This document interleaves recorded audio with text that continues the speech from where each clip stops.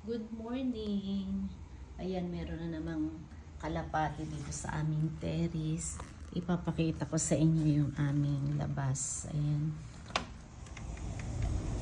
Ayan, naglipara na sila.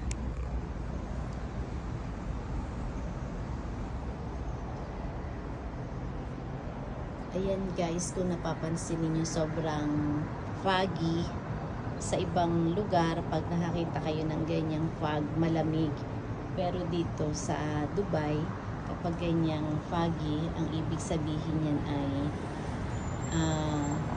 mataas ang humidity.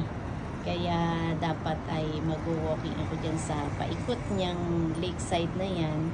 Kaso lang mukhang hindi ko kakayanin tumagal sa labas. Kaya kahit maaga ako nagising ay hindi ko na tinuloy ang aking walking. Ganyan guys, ang temperature dito 7:12 AM. Mataas ang humidity dito sa Dubai.